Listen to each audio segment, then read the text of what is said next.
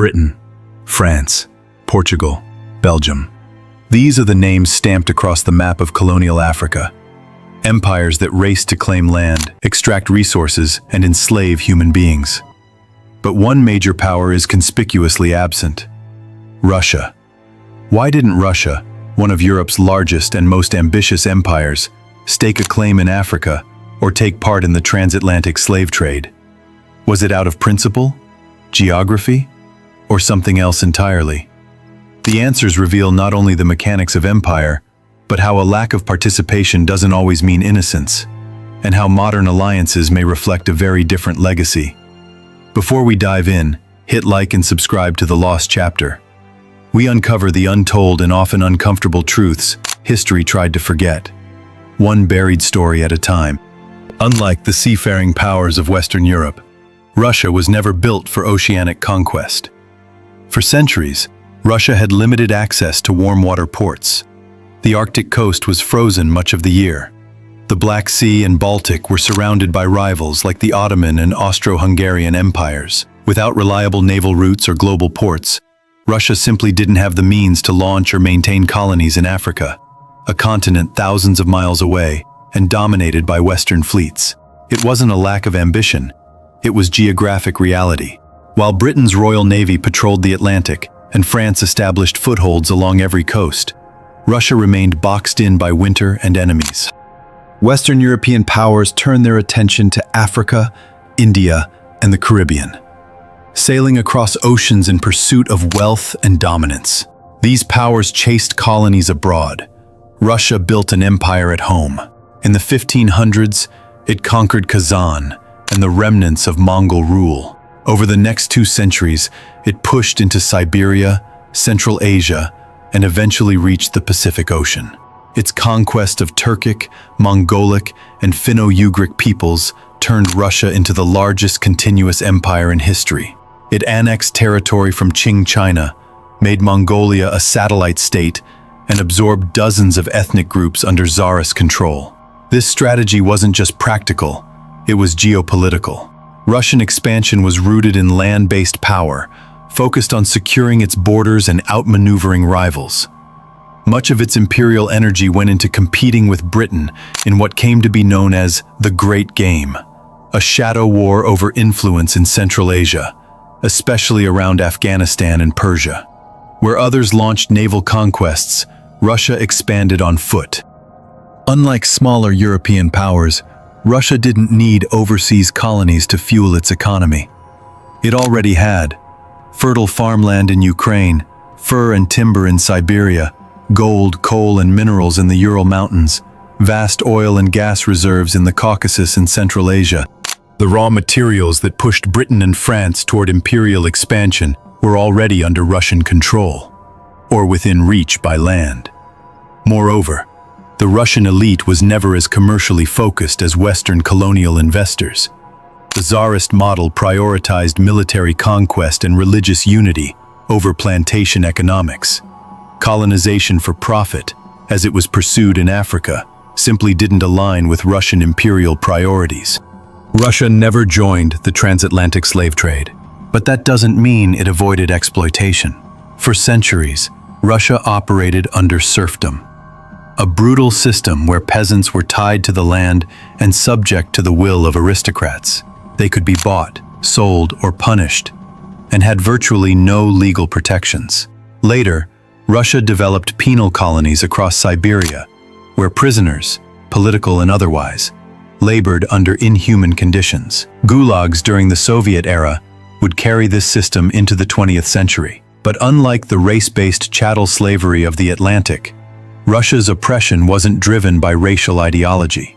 Serfdom was based on class and control, not skin color, and Russia never developed a racialized caste system like those seen in the Americas or parts of Africa under European rule.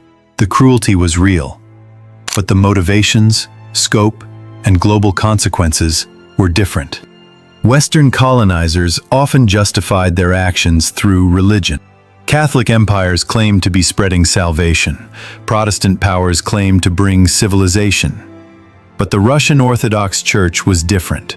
Deeply entwined with Tsarist rule, the Church focused on internal cohesion, not overseas evangelism.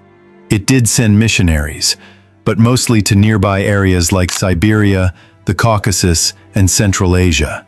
There were no Orthodox equivalents to the Jesuits, Anglican missions, or Spanish Franciscans.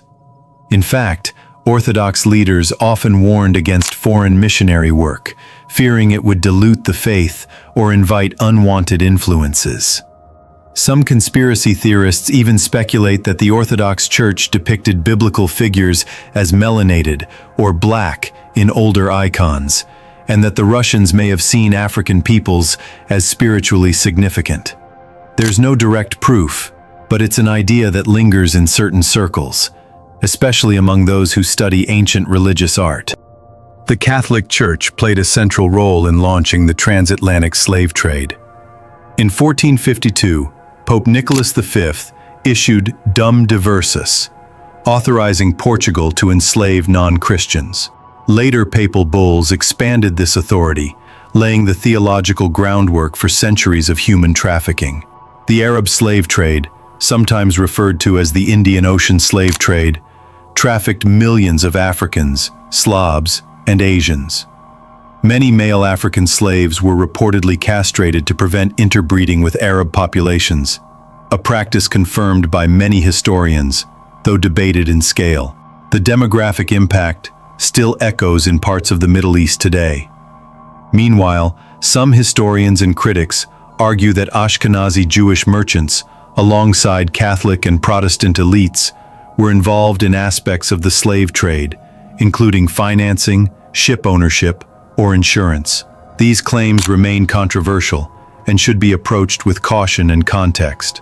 In contrast, Russia had no papal bulls, no naval slave ports, and no institutional religious drive to conquer or enslave overseas.